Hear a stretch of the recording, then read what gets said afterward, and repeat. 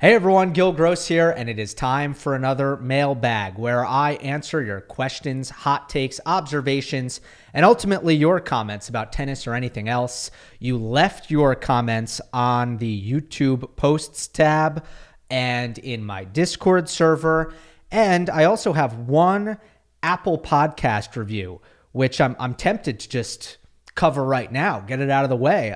It was a 5-star review, which is appreciated from 80s Villager. But I'll have you know, it was a 5-star review, but you wouldn't know from what it said. It said, title, ignorant. Quote, the argument that there's more difference between Murray and Wawrinka than Murray and Federer is just plain ignorant. How can you possibly compare Murray's 3 wins to Fed, Rafa's, Novak's 20+? To that, I say, I did not do any of those things, and I don't know where you got that from. This must be in response to my Stan Wawrinka, Andy Murray comparison from last week's Mailbag, in which I argued that Murray and Wawrinka, as far as career accomplishments, are not in the same league. They aren't actually all that comparable if you look at the large picture of it all. I don't know where the big three, they were not involved in this conversation. So I don't know where, I don't know where 80s Villager got Federer and the big three from. I never brought them up, I don't think. But anyway, you guys know my take on this whole discourse, and many of you probably do. And this is one of the takes that I have that I'll basically fight anyone on it passionately. Like, I'll take it to my grave. There was a big 3 and a big 4 at the same time. And the reason why there was a big 3 is because Federer, Nadal, and Djokovic were the 3 best players. And there were no players who could compare to those 3. They were the best. Now, there was also a big 4 because Federer, Nadal, Djokovic, and Murray were the 4 best players, and there were no other players who could compare to those 4. And those 2 realities were occurring at the same time. In other words, Andy Murray was in a class of his own. He was not as good as the big 3, but nobody else could hold a candle to him. And that is why there was both a big 3 and a big 4. All right? But I don't know, the distance between Murray and Wawrinka versus the distance between Murray and Federer, it's abstract, doesn't matter. I'm not really interested in breaking that down. But yeah, I let's leave it at that. Now, obviously this morning, the Jannik Sinner suspension news broke, the settlement with WADA. I have made a video on that. I have posted that on all podcast platforms as well. But all of the comments that I took for this particular Mailbag are, I actually took them before the news even broke. We are not going to cover Sinner on this week's Mailbag. On next week's Mailbag, we will get to all of the necessary follow-ups and the alternate angles that maybe we can explore after some more time has passed, the temperature has cooled, perhaps more players have reacted to the news, and we maybe potentially get more information. For now, I've said my piece. It's out there. I just want to give it a second, let it sit, and we will revisit all the Sinner stuff at a later date. There's actually plenty of really fun topics to get into on this week's Mailbag, outside of the Sinner stuff that I am excited to talk about. So let's just get right into the comments now. And it starts with Pman542. At what point do we recalibrate our expectations for Holger Rune? Given his performances since the 2022 indoor season and 2023 clay swing, should we accept his current trajectory as the norm rather than holding on to the expectations that many, including myself, had during his breakthrough period? I would say I have already recalibrated slightly. There hasn't been a massive 180, in my opinion, of Holger and his potential. I still feel that he can be and should be an elite player at some point, given his skill set. But certainly, if you just look at, for example, where I have predicted Holger in my year-end top 10 predictions. Last year, so for the 2024 season, after he had a 2023 that was not consistently good, but it was a great clay swing, as this commenter mentioned, I predicted Holger to take that next leap, that next step, and finish year-end number 4. Well, 1 year later, at the start of this season, I predicted him to finish year-end number 10, which at this point in time I can stand by,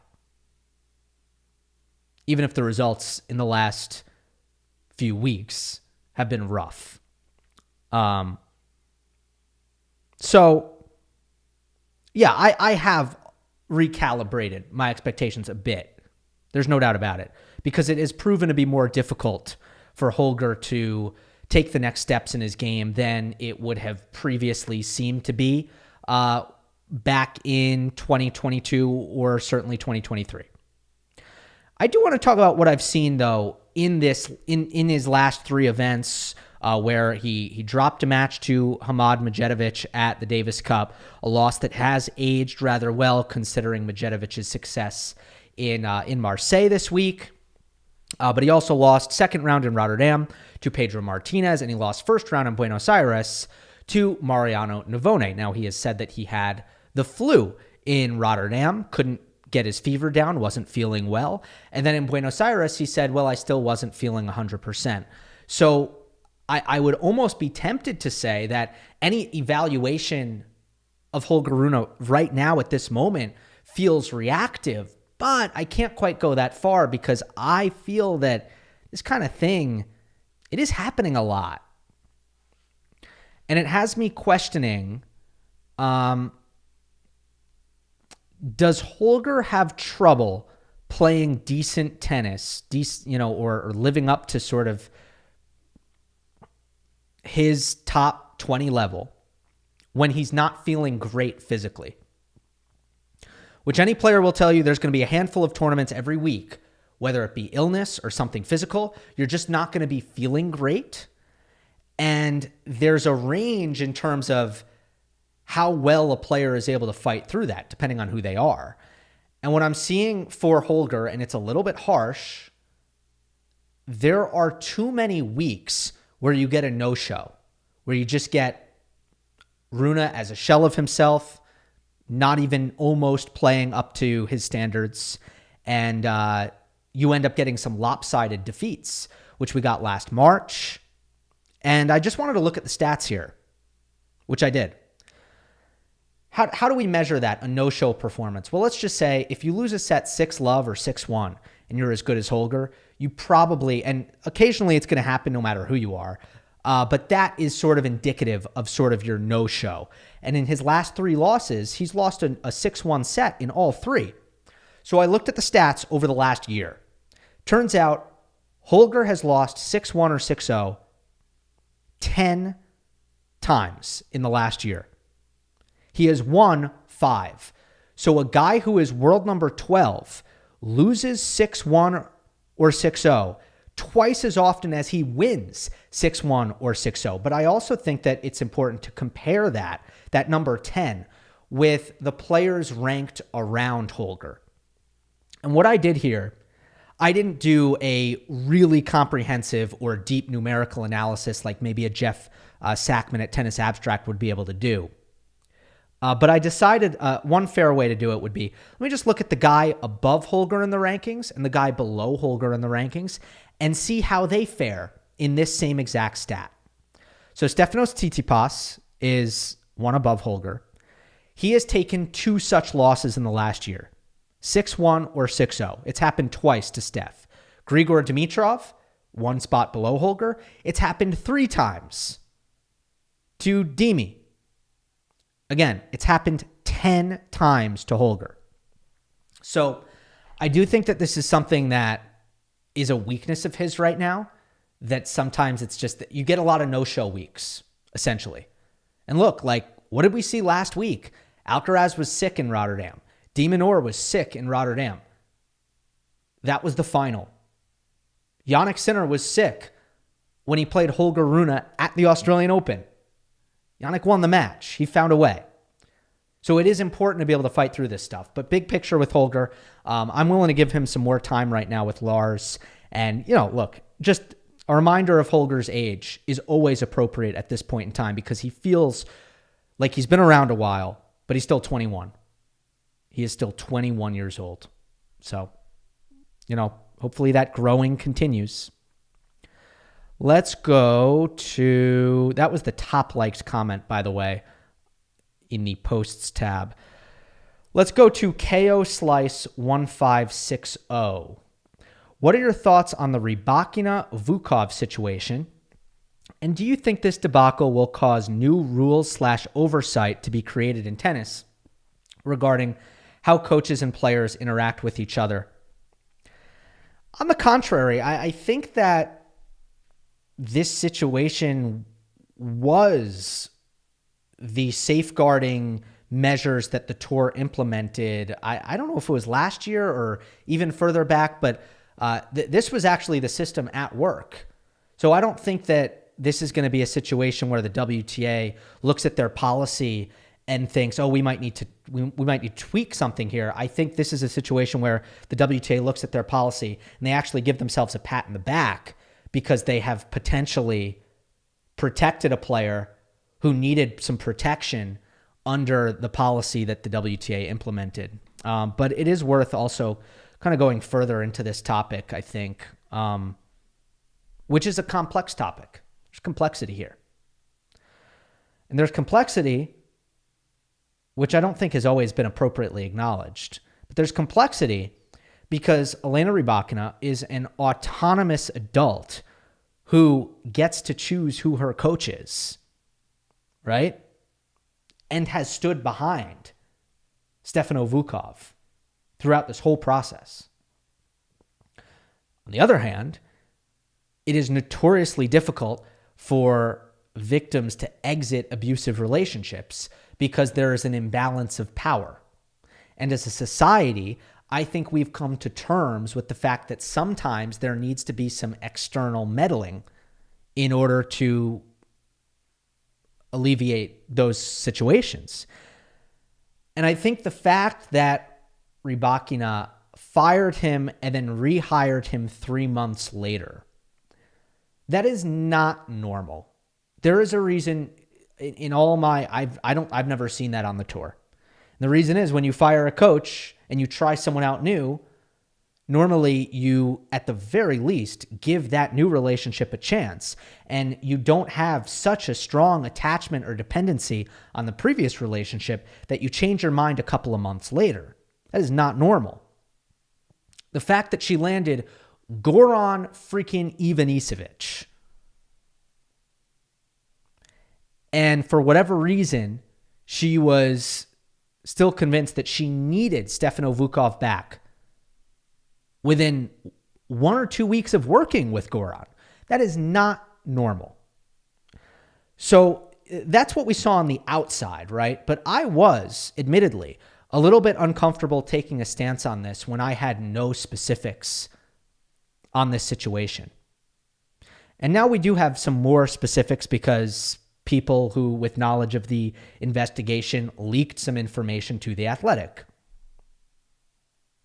So we have some details. And, the biggest red flag to me out of all of it is harassment in the weeks following his dismissal.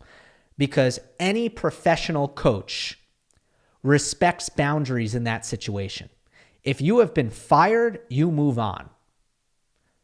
And for a coach to be fired and then to not leave their former player alone is Bush League behavior, completely unprofessional, and again speaks to the sort of abnormalities of this particular relationship in my view.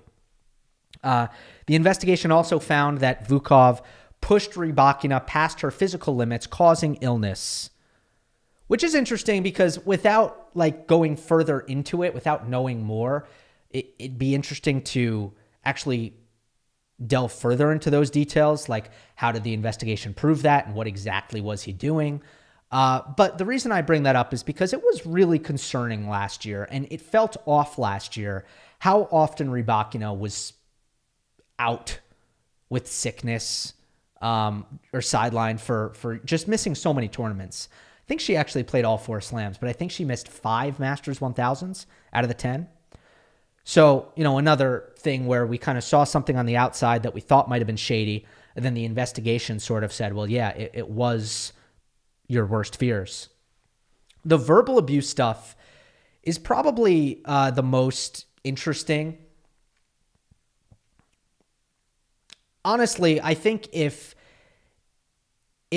every coach who has called their player stupid got suspended, I think 25% of the tour would be looking for a new coach. I might be off on that number, but you get the point. Like, I do think that there are coaches out there, like plenty, who will, in the heat of training or something like that, call their player stupid, right?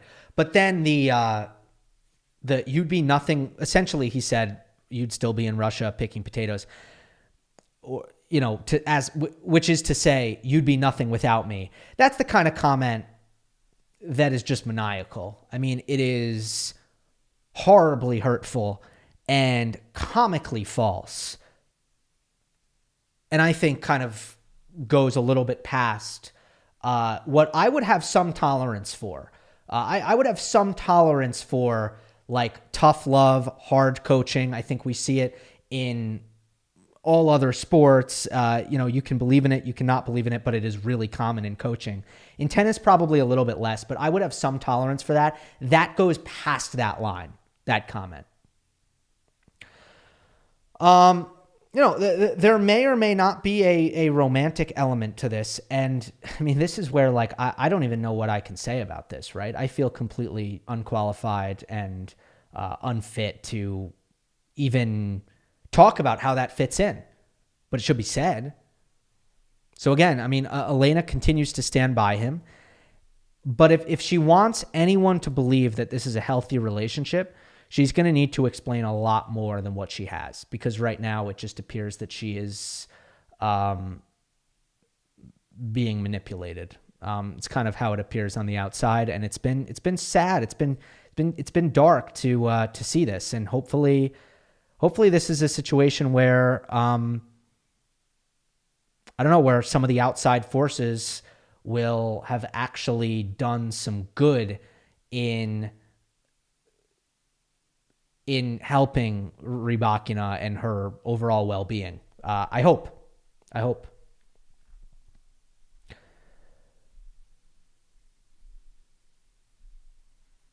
right, here is one from Zeta Cheese.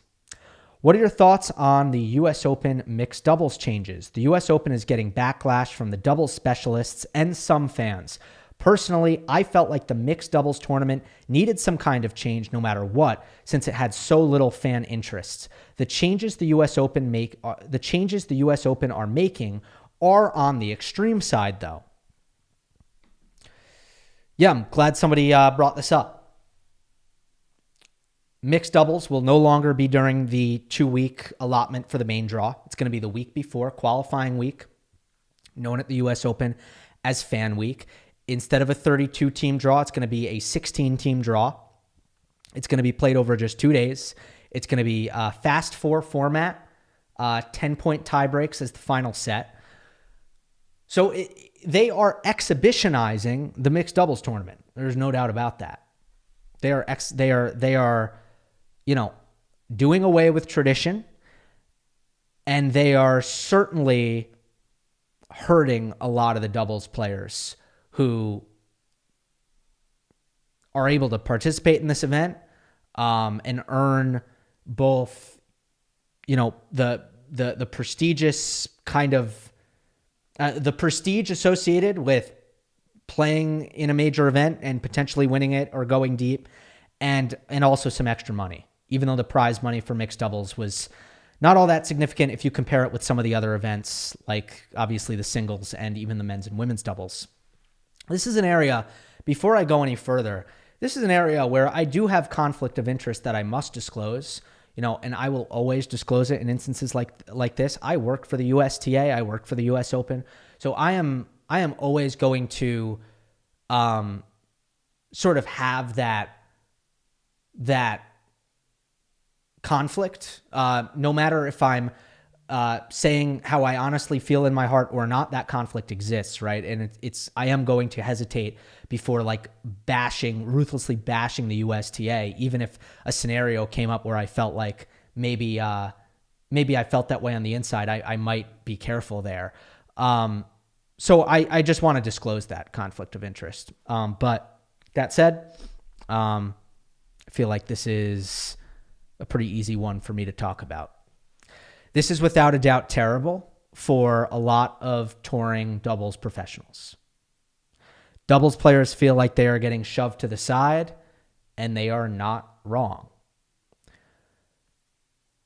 The critique that I've seen from most is that the USTA is prioritizing profit above all and screwing over the doubles players and doing away with the tradition in order to make some extra cash. And I guess the question would then become, is it worth it? Do you need it? Do you have to do that?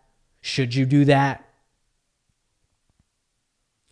Here's where that argument gets lost on me a little bit.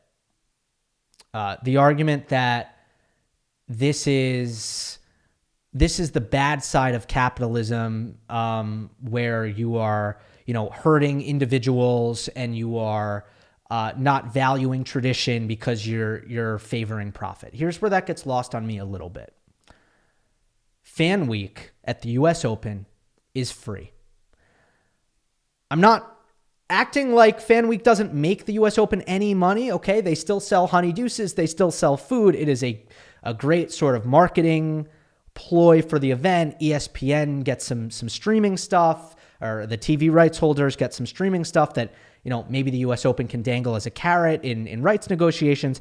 It's not as if no money is made, but in terms of ticket sales, zero. It's free. Fan Week is the greatest thing I have seen in tennis. I am the number one fan of Fan Week. I think it is a beautiful thing. I walk around the grounds that week at the US Open, which I'm so lucky and have the privilege to do. And I just feel so grateful that this exists as an opportunity for tennis fans in New York City and those who travel in to watch these top pros practice for free, to watch the qualifying matches, which are of the utmost quality. And now you're adding a little bit of juice to it, where you're going to have top players. They have upped the prize money of the mixed doubles to $1 million. They're going to play all of the matches on Ashe and Armstrong.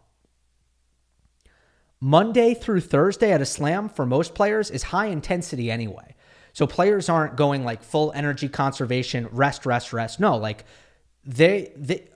all I'm saying with the reduced format, the money, the fact that you get big stadium reps, big singles names are going to participate in this thing. And it is going to be a huge Fan Week attraction. There is no doubt about it. And when the event is giving away that kind of tennis entertainment for free, where there's no barrier to entry, where you're not pricing out those who maybe can't afford to attend the US Open, God, I feel like there is nothing better than that. I think that's damn beautiful. So it's always going to be difficult for me to look at this change, which is absolutely a change that was made in the grand scheme of things to like increase the drawing power of the US Open as a whole. I'm not going to act like, I'm not trying to imply that the US Open did this because they love to give out free stuff. That's not what I'm saying. But what I am saying is something that bolsters Fan Week, which I'm just the biggest proponent of. It's going to be hard for me to like feel resentful of that thing. And personally, I don't have a ton of affection for what was the old mixed doubles tradition. I can have some affection for it, but I don't have a ton of affection for it, in the sense that I never paid all that much attention to it. Now, I am concerned for the people in doubles, and I truly hope that things start turning around for the doubles players and for the product that they participate in. I want doubles to work. I want it to be popular. I think these are very talented tennis players, but the US Open is not wrong to say that it's not working. It's not drawing. It's not getting TV coverage. It's not getting media coverage. It's not putting fans in the stands. I wasn't sure who won the Australian Open mixed doubles. I had to look it up. I don't know how many mixed slams Desiree Kravchuk has won. A lot, but I don't know exactly how many, because it's not something that is on the forefront of the tennis fans' minds. And I have more affection for a week of free professional tennis for the people of New York City and those who travel there. I have more affection for that than I do the old mixed doubles format, and that makes it very hard for me to come down hard against the decision that the U.S. Open made.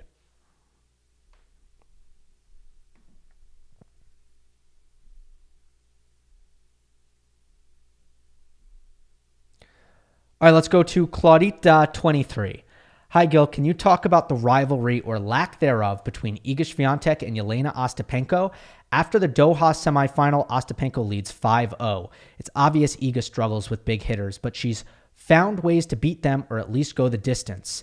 Iga has even started standing a lot further behind the baseline, but continues to struggle the most against Ostapenko. Credit due to Ostapenko. When she's on, she can beat anyone. Just find it hard to believe Iga can't make it a competitive match. Love your content. Thank you. It is hard to believe, isn't it? I mean, 5-0, that's unbelievable. First of all, I think Wim Fizette has told Iga all the right things as far as these are the strategies or the tactics that we need to start playing against the biggest hitters. Iga has moved back to buy herself some more time, so she's less easily rushed against those top tier kind of heavy pace players. Leaning into Iga's consistency a little bit more, because what was happening, and we've covered this before, what was happening when Iga was playing hyper offensive players is she felt the need to just get hyper offensive herself, and she would just lose any consistency advantage that she theoretically should have. So I like what she's done in this situation. Let's move back. Let's put some shape. Let's keep the ball in court, trust the legs and the defense a little bit more. These are all good things, but against Ostapenko, there's just more at play. And I think there's three things. First, there's a mental component. And I actually don't think, usually we talk about this mental block being for the player who is suffering in a head-to-head. And Iga might be pressing. She might have gotten frustrated, pretty quickly in this match against Jelena, knowing the history. But I think it's just as significant for Ostapenko, who is a player who can be, she can kind of go through the motions sometimes. Her focus can go in and out. You could even say her effort can go in and out. But I don't think there is anything she likes more right now than to beat Iga Swiatek. She relishes it. She gets up for it. She can't wait for it. She's confident. She's excited. And I don't blame her, because she realizes that she has this significant edge over one of the two best players in the world, and that is thrilling for Jelena Ostapenko. I think it would be thrilling for anybody. But just to see, and I know she's playing well in Doha overall, and she has played well in Doha in the past, but I just think there's nobody she'd rather play, and she gets up for this occasion. The other thing is Iga's serve.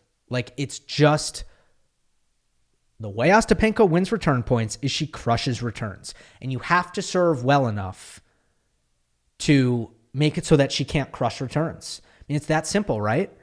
And Iga, for whatever reason, is it the read that Jelena gets on her serve? Is it Is it the fact that the second serve of Swiatek, does it bounce up too high into Ostapenko's strike zone? Is it just not precise enough? I mean, it's hard to put a finger on why, of all players, Iga is just unable to protect her serve against Ostapenko's aggressive returning. But that is clearly a massive problem there.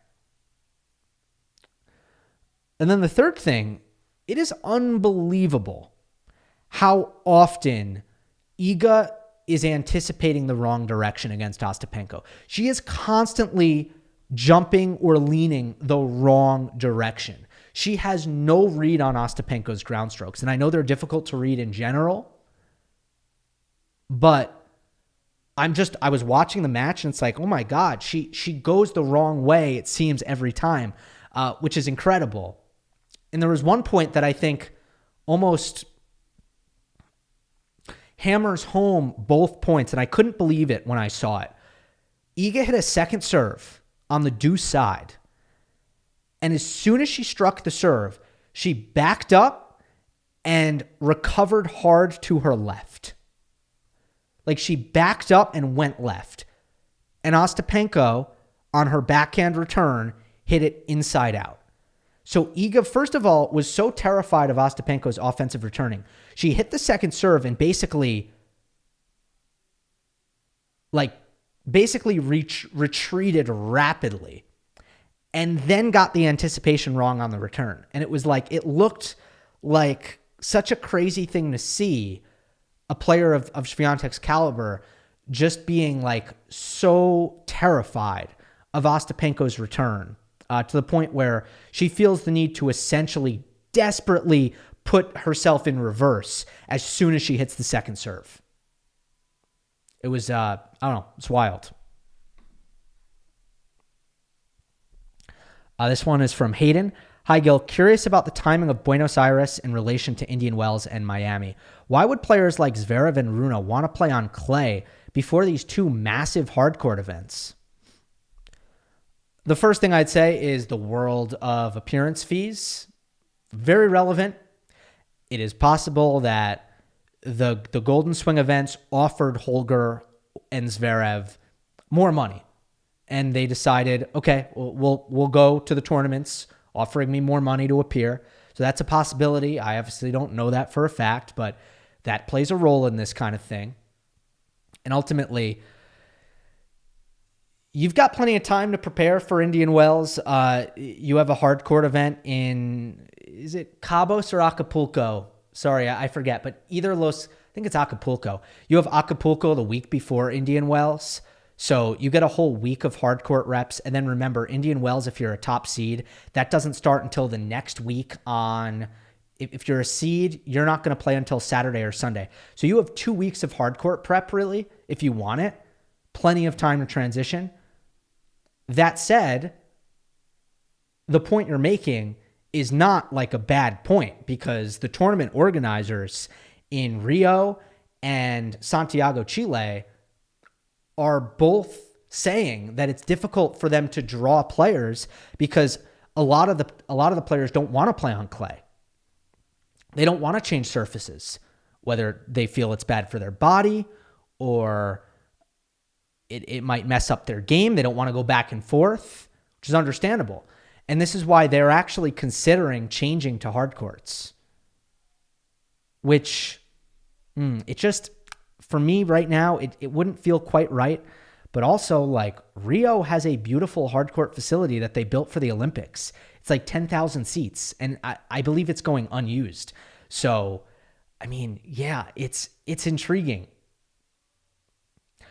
One other thing I want to point out, the back-to-back reigning Indian Wells champion, Carlos Alcaraz, he's played the Golden Swing the last 2 years. Just to underscore the point that it's not difficult to prepare for Indian Wells after playing the clay. From Bruno, I would love to hear your thoughts on Fonseca's run so far in Argentina. Absolute masterclass against Echeverry and a great comeback against Coria after playing a really bad first set. And he's through to the final. I'm excited to talk about him on Monday Match Analysis, so I won't burn through too much ammo here. But like he played a lot of similar style opponents this week on the clay, which also has something to do with the kinds of fields that Buenos Aires would draw. Echeverry, Coria, Navone, Gera to some extent. These are not the most disruptive players, but they're all ultra consistent. And these rallies are all on Fonseca's racket because he's in a different weight class off the ground compared to these guys. But I think what's really stood out this week for Joao is he has shown incredible fighting spirit, great attitude, great grittiness. And I'll tell you, you can hit all the big forehands you want, but if you don't have those qualities, you're never going to be a champion, right? I mean, you don't need to go through tennis history and think that hard to think about guys who are incredibly gifted, great, very, very talented, but either didn't win as many slams as maybe they could have or didn't win any slams because they just weren't animals mentally. And that's what Fonseca is kind of showing this week. I still think he's getting tired feet, but he's actually playing better on the important points because he's digging deeper. So what I've noticed is on an important point, he's actually putting more effort in, which is natural. Everybody does that on important points. But because the footwork gets sharper, because of the increased effort, I find time and time again, he's rising to the occasion on these big points. And that's another reason why he's been able to come through these close matches, particularly the match against Navone, which was a couple of match points saved in brilliant fashion. I also like the defense I'm seeing. He kind of has the modern ideal of deep court positioning where he can both defend and attack from deep in the court, which is, I think, extremely important on clay. And Fonseca is showing a lot of that. So that's what I've noticed this week from the young Brazilian. Great atmospheres, by the way, in Buenos Aires. I mean, before I move on, how good was the atmosphere in Navone versus Fonseca? I mean, it was unbelievable because you had the Brazilians traveled, the Brazilians were in the house, they were vocal. Obviously, Navone, though, in Buenos Aires, in Argentina, he got a ton of support. So it really felt electric, no matter who won the point. And it's one thing when there's an electric environment one-sided, but for it to be two sides, both sides, just made for an incredible viewing experience. Next one is from member Hi FE9M. Hi, Gill. As someone who has the utmost respect for Schwartzman's career, I want to ask you of your thoughts on his overall career, his strengths and weaknesses in his game, and his impact to the tennis community, such as being an undersized player competing at the highest level. Another thing that was just heartwarming to see in Buenos Aires this week was the send-off for Diego. He got the send-off that he fully deserved. They treated him like a king. They appreciated him like a king, and he is a king. He is. So I was really happy to see that. Man, Diego, I might want to revisit some Diego Schwartzman talk in the future, but in terms of defying the odds, he was as great as anybody. Now, all great players defy the odds. Nobody's meant to be a great professional tennis player. You've already defied the odds once you've done that. But it was 23 years when Diego Schwartzman made his first major quarterfinal. It had been 23 years since someone 5'7" or shorter had made the quarters of a slam. When he made the top 10, he was the shortest player to make the top 10 since the late 70s, which was Harold Solomon. So obviously you kind of have that double whammy of, wow, this guy defied the odds. But then when you dig deeper, it was even harder than it would look. His country was in horrible financial crisis when Diego was in his formative tennis years. His family was poor,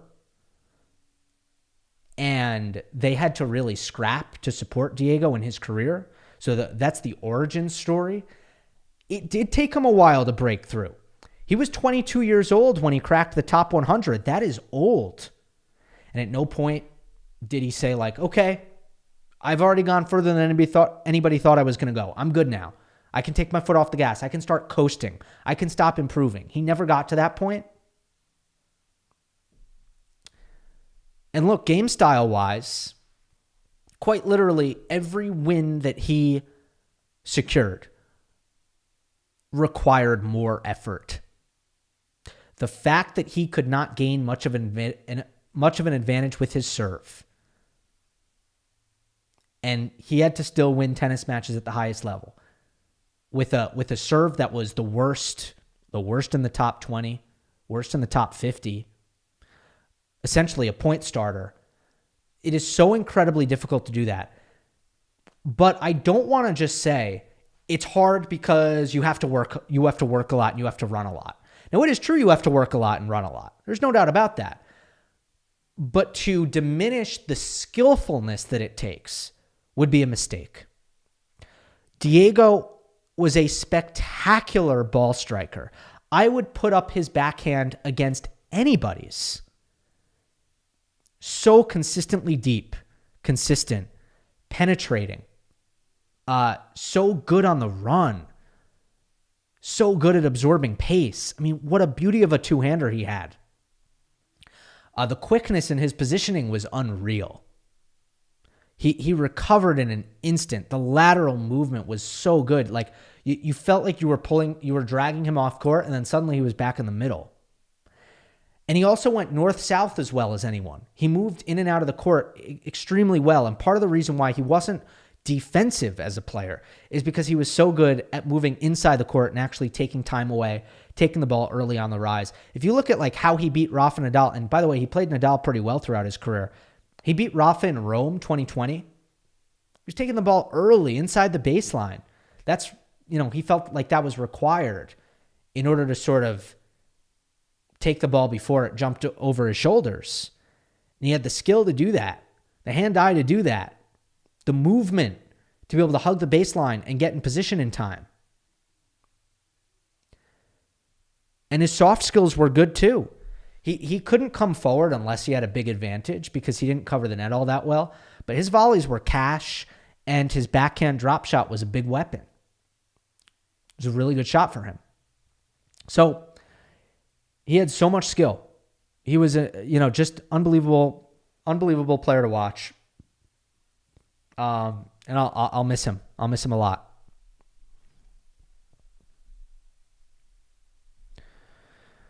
All right, next one is from another member.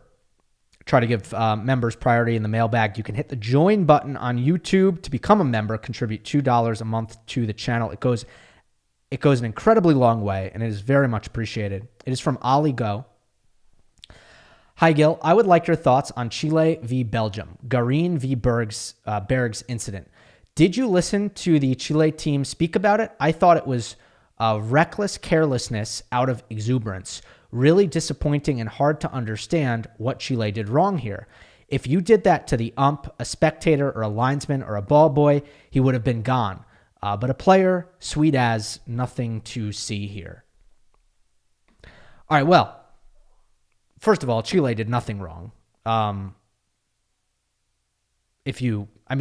Okay. Yeah, essentially Chile did nothing wrong. It was not Garin's fault that this happened.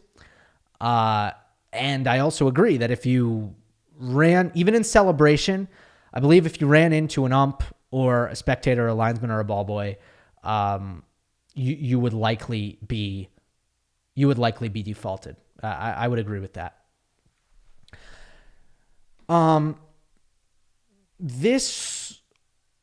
First of all, I have avoided discussing this intentionally. I just was not eager to talk about this, and I'm still not, because I found the discourse on this to be just, not a lot of fun, to be honest. It wasn't really about tennis. It wasn't really interesting. It's just sort of this freak accident that occurred. And no matter what happened, other than the match continuing, this is a total tennis tragedy that makes me really sad, right? I mean, the fact that the match ended that way is a total tragedy. And by the way, had Bergs been defaulted, right or wrong, that also would have been a total tragedy. At 6-5 in the third set, the match would have ended like that. That would have been horrible.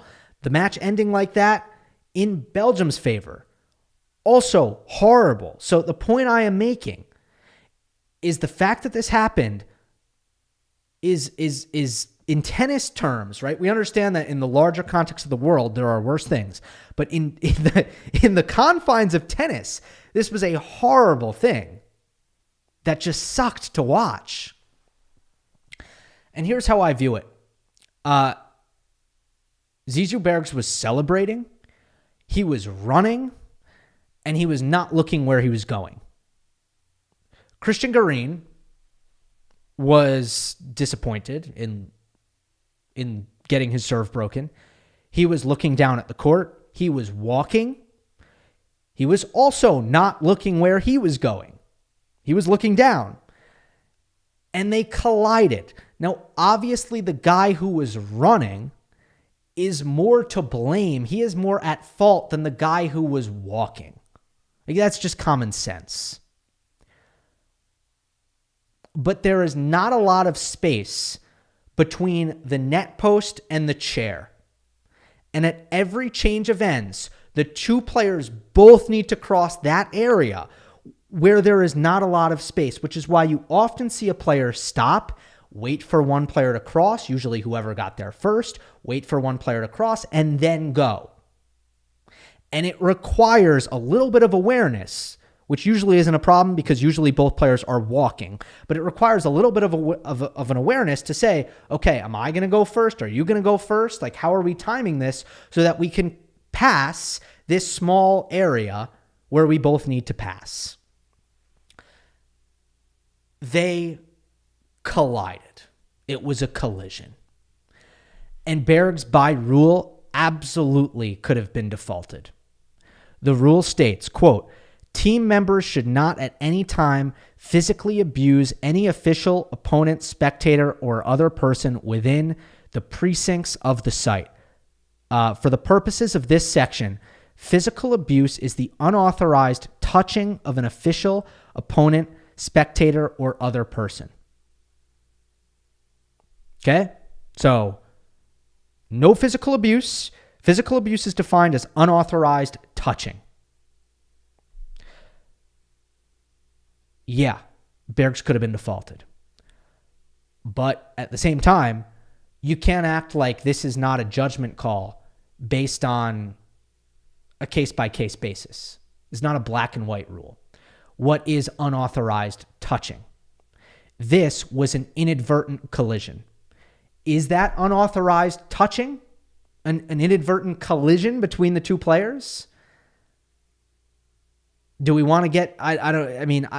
Look, the point is, I don't think it's completely straightforward. I do think there's some judgment and some common sense that is kind of written into the rule. And I believe that's up for interpretation. If an inadvertent collision between the players, albeit one player was at more fault because he was running and the other was walking, is physical abuse by the player who is running. I believe that's up for interpretation. And I also struggle to get fully behind Garin because I don't believe that he had to stop. I believe he stopped playing out of protest and because his feelings were hurt. And this is where it gets into total conjecture and subjectivity. And there's no way around that. I try to avoid it, but that's why the discourse, around this incident was so difficult, I think, to stomach, is because, a lot of people are looking at this collision, this bump, and some people see it and they're like, oh, that's really bad. Like, I could understand why Garin was injured beyond recovery. And others look at it and they're like, really? You couldn't keep playing? And I'm in that camp. The bump that I saw, the hit to the bottom of the eye socket that I saw, where, Bergs' shoulder hit Garin right under the eye. But that collision, that happens 20 times in every basketball game. That happens 10, 15 times in every soccer game. And I'm sorry, nobody even gets subbed out for that. And I understand there's a level of shock when you're a tennis player and you don't engage in a contact sport and you're not used to getting hit in the face as you're trying to change over. I get that there's that shock element. But when you have a long period of time to recover from that, and the independent medical examiner clearly determines, okay, there's no concussion, there's no cut or like laceration. What was the injury here? The only way this could have ended in a way that I think would have been like really fair to everybody, fair to the universe, fair to the tennis gods, is if they just kept playing. Because if Bergs got defaulted, it would have been, by the way, fine. I would not have had a problem with it, but it would have sucked. And Garin refusing to play and therefore getting defaulted himself via time violation, because he wouldn't play, that also is a total, it's horrible. It's horrible that happened for everybody. And I do feel bad for him, but I also think that he could have kept playing. Yeah. I know that I'm probably going against the internet on that. For what it's worth, I've talked to like 4 former players on this. They all look at it the same way. They all think that Garin should have kept playing. All right, we got another one about umpiring. It is from Maha. This is from Discord. Regarding the Opelka issue with the umpire Allensworth, what is the procedures players should follow when a spectator is heckling them? Should they tell the umpire to intervene instead of yelling back at them? Some people were saying the court is tiny. The umpire should have heard the spectator who was annoying Opelka. Also, should Allensworth at least have not given an additional point violation? Like, what are the rules? Is Allensworth applying them wrong, or is it up to the umpire? I feel like umpires are not as trigger happy with code violations and especially point violations. I'm not clear. Here's one thing that I have to plead ignorance on. I don't know if Riley already had a warning at that point in time, or if Allensworth went straight to point penalty, or if because Riley swore at the fan twice, if Allensworth took that as, okay, the first one was a warning, the second one was a point penalty. I'm actually not sure on that. What I will say is, yeah, the procedure that players are told to follow is if a spectator is bothering you, you go to the chair umpire and you report it. Then the chair will then use the walkie-talkie and speak to the site personnel to have that spectator taken care of. Or just speak into the microphone and say, you there, shut the hell up, which we've seen before. Now, this spectator in particular was coughing. So I could forgive Greg Allensworth for not exactly picking up on the fact that the spectator was coughing. Now, there's no doubt that they were coughing in a disrespectful and disruptive way, and that Riley was absolutely correct to say, like, hey, buddy, I see you. I know what you're doing, and get out of here with this. But at the same time, like, Riley has to know there's no gray area here. If you tell a fan to F off, I will save the explicit tag on this podcast. If you tell a fan to F off, and I think Riley said, go the F home, and then he said something else with an F-bomb, you are going to get a code violation every single time. Like, for Riley to act like this is a Greg Allensworth thing, it's not.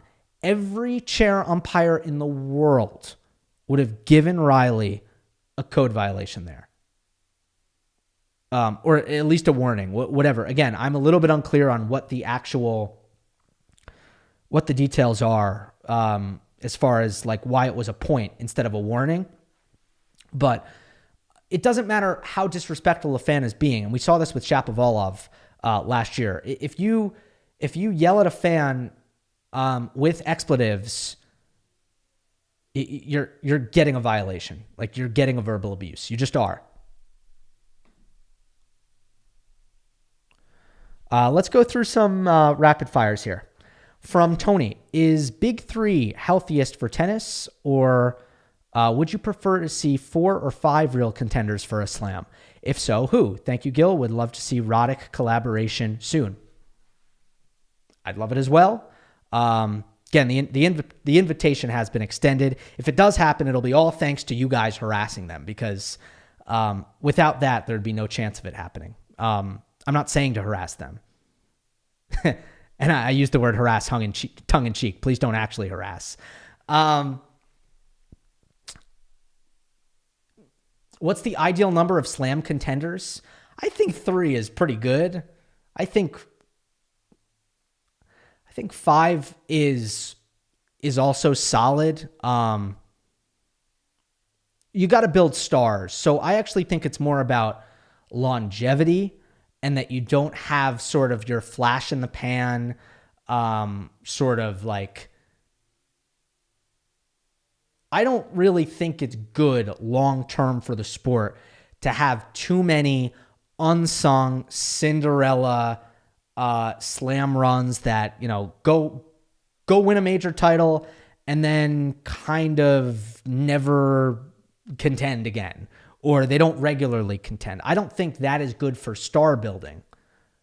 But I also think that as long as that isn't happening on a regular basis and you have some dominance at the top, now you have an opportunity to build real rivalry and to create stars in the game, and I think that's the most important thing. From Alex, hi Gil, I know this is an unconventional and probably unpopular opinion, but I think men's matches should have a 3 deuce rule at Grand Slams. This is where if you reach the 3rd deuce, you play a tie-breaking point. Personally, I find the 10 to 12 games, the 10 to 12 deuce games that have 10 plus deuces boring, and would rather see a more swift conclusion of the game. What are your thoughts?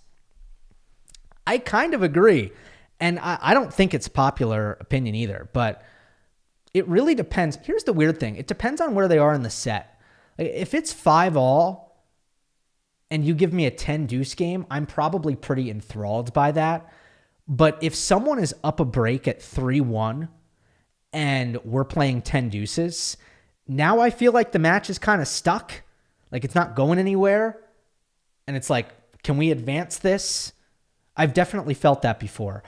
But the question would be, do you want to get rid of the bad one at the expense of the good one, where you have, 4 or 5 games that go to 10 deuces? And like, when it's actually tight and competitive and you feel like there's a lot at stake, then those long deuce games can actually be awesome. So it's not something that I'm clamoring for, but I do think that you have a point, because sometimes it can feel like a drag.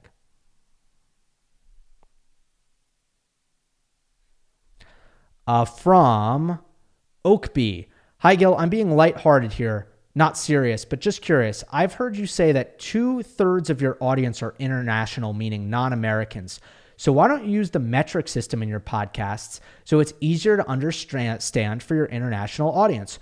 Only US and UK use MPH, and no other country uses degrees Fahrenheit, feet, and inches in pounds, though the UK still uses stones in boxing matches. Because I'm a moron, because I'm an idiot, and my brain is not big enough to convert what I've always known and what I've always been taught, and use the metric system for you guys.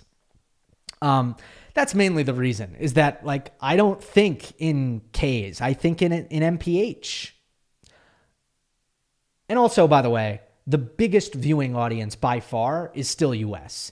It is not the majority, but like my breakdown is like 35% US, and then the next highest percent country will be like anywhere between 10 and 7%. So there's a pretty big drop off, but I guess that's besides the point. And you make a good one that it would make sense to more of my audience if I indeed used the metric system. But yeah, I'm just going to plead stupid on that one and say that I can't. Just like I don't speak as many languages as most Europeans and internationals. That is also kind of my shortcoming. And let's do one more. It's from Matthew.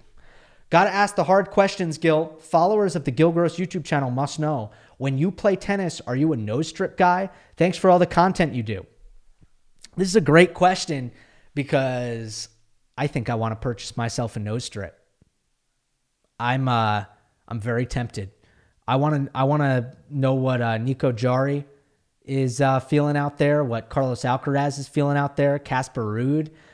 Get on the nose strip movement. And in all honesty, I felt at times like my nose breathing can be a little bit better and clear. And I just feel like if you expanded my nostrils, it could improve my cardio. So I am intrigued. And I will probably try it and report back definitely on Instagram. So if you want nose strip content, definitely follow me there. And I'll try to update you guys on how I feel about nose strip tennis. Because I am, consider my interest peaked. Okay? That'll do it.